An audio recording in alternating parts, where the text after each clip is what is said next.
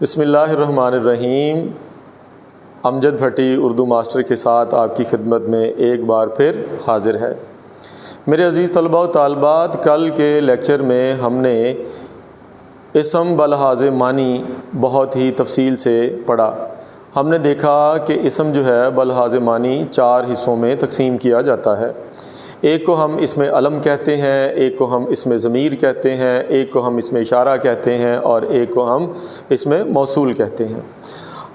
ہم نے اسم علم کی اقسام کو پڑھنا شروع کیا تو اسم علم کی اقسام میں ہم نے سب سے پہلے لقب اور تخلص کو دیکھا۔ لقب اور تخلص کو دیکھنے کے بعد آج ہم خطاب کی جانب بڑھ رہے ہیں۔ خطاب کیا ہوتا ہے؟ خطاب ایک ایسا اسم معرفہ ہے، ایک ایسا اعزازی نام ہے جو کسی بھی شخص کو اس کی قومی خدمات کے صلے میں حکومت کی طرف سے دیا جاتا ہے، اور یہ نام جو ہے یہ اعزازات کی صورت میں بھی ہو سکتا ہے، ملٹری اور سول اعزازات کی صورت میں بھی ہو سکتا ہے۔ تو آئیے ہم دیکھتے ہیں کہ خطاب کی پہلے تعریف دیکھتے ہیں، اس کے بعد اس کی ڈیٹیل کی طرف چلتے ہیں۔ آپ دیکھیے گا کہ خطاب کی جب ہم ڈیفینیشن کرتے ہیں تو یہ ایک اعزازی نام ہے جو کسی شخص کو اس کی قومی خدمات کے صلے میں حکومت پاکستان اعتراف کرتی ہے کہ یہ شخص اس نے قومی فریضہ سر انجام دیا ہے، بہادری کا کارنامہ اس نے سر انجام دیا ہے، تو اس کے صلے میں حکومت کی طرف سے اسے اعزازات سے نوازا جاتا ہے۔ تو آئیے ہم دیکھتے ہیں کہ اعزازات میں اور تمغے میں، ملٹری اور جو سول اعزازات میں، اس میں کیا فرق ہے۔ عزیز طلباء و طالبات، آج سے بہت دہائیاں پہلے جب بھی کسی شخص کو کسی ادبی کارنامے کے سلسلے میں کچھ چیز دی جاتی تھی تو وہ بصورت نام دیا جاتا تھا۔ مثال کے طور پر علامہ اقبال رحمۃ اللہ علیہ کو سر کے خطاب سے نوازا گیا، سر سید احمد خان جو ہیں ان کو سر کے خطاب سے نوازا گیا۔ پھر آپ دیکھیے شمس العلماء، اب شمس العلماء کی بات کرتے ہیں تو مولانا الطاف حسین حالی شمس العلماء کے زمرے میں آتے ہیں، مولوی میر حسن جو ہے وہ شمس العلماء کے زمرے میں آتے ہیں۔ اس کے بعد خان بہادر، اس کے بعد رستم زماں۔ اب رستم زماں یہ عمومی طور پر جو ہے یہ بہادری کا لقب جو ہے یہ دیا جاتا تھا، اور اس کے علاوہ اور بے شمار جو خطابات جو ہیں یہ لوگوں کو ان کی بہادری کے کارناموں کی یا ادبی خدمات کی وجہ سے ان کو دیے جاتے تھے۔ آئیے اب ہم اعزازات کی جانب بڑھتے ہیں۔ تو اعزازات یا تمغے یا جو سول اور ملٹری اعزازات جو ہیں وہ کن لوگوں کو دیے جاتے ہیں؟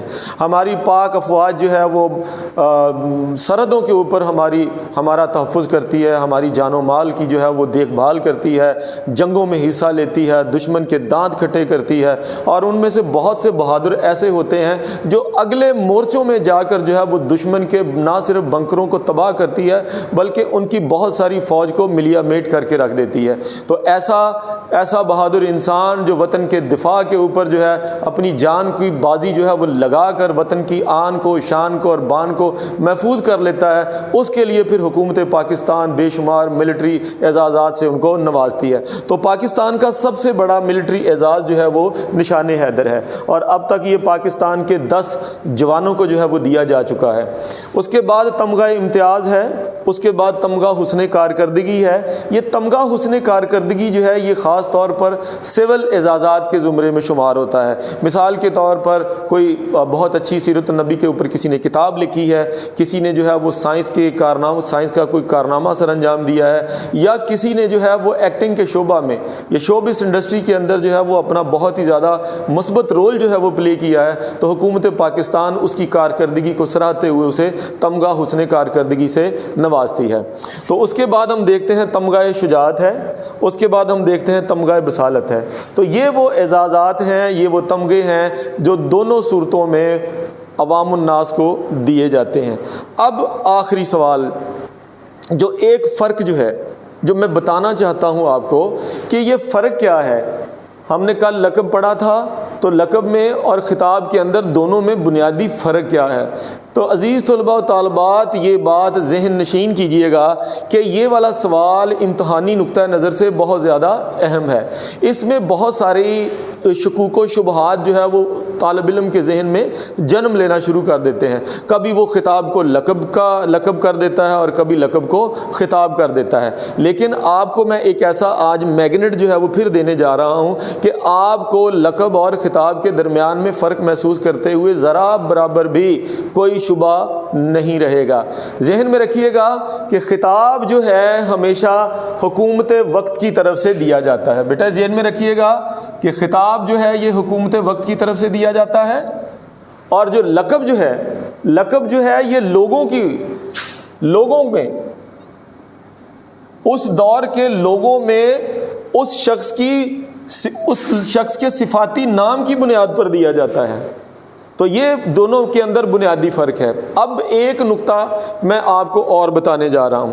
ایک بہت ہی ہمارے جو ملک کے بانی ہیں حضرت قائد اعظم رحمۃ اللہ علیہ، میں بتاتا چلوں کہ بہت ساری چیزوں کے اندر جو اردو قواعد و انشاء دہم کلاس کی کتاب ہے اس کے اندر قائد اعظم کو باقاعدہ طور پر لقب جو ہے وہ گردانا گیا ہے۔ تو اگر ہم کتاب کی حد سے دیکھیں تو اتنے پایا کہ مصنفین نے اس کو نظر سے گزارا ہے تو ہمیں ان کی قابلیت کے اوپر کسی قسم کا کوئی شبہ نہیں ہے۔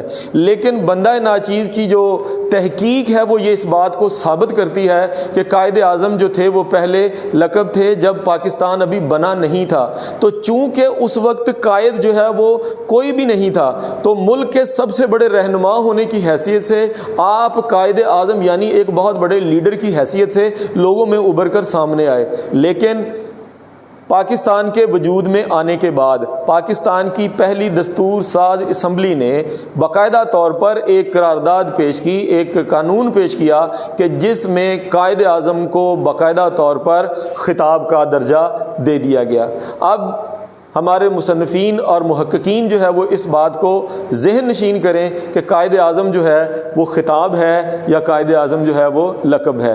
یہ اساتذہ کو طلباء کی ان شکوک و شبہات سے دور کرنا چاہیے۔ میں نے آج اپنا فرض پورا کر دیا ہے۔ پیارے طلباء و طالبات، اگر آج آپ کو میرا یہ لیکچر ہر لحاظ سے واضح طور پر آپ کے شکوک و شبہات کو اور آپ کی ذہنی سطح کو بالکل قائل کر گیا ہے اور آپ کے روز روشن کی طرح آپ کے دماغ اور دل میں اتر چکا ہے، تو پھر آپ نے بس ایک کام کرنا ہے، لائک کر دیں، شیئر کر دیں، نئے ہیں تو اس کو سبسکرائب کر لیں اور بیل آئیکن کو پریس کر لیں تاکہ میرا اگلا لیکچر آپ کو بر وقت مل سکے۔ بہت شکریہ۔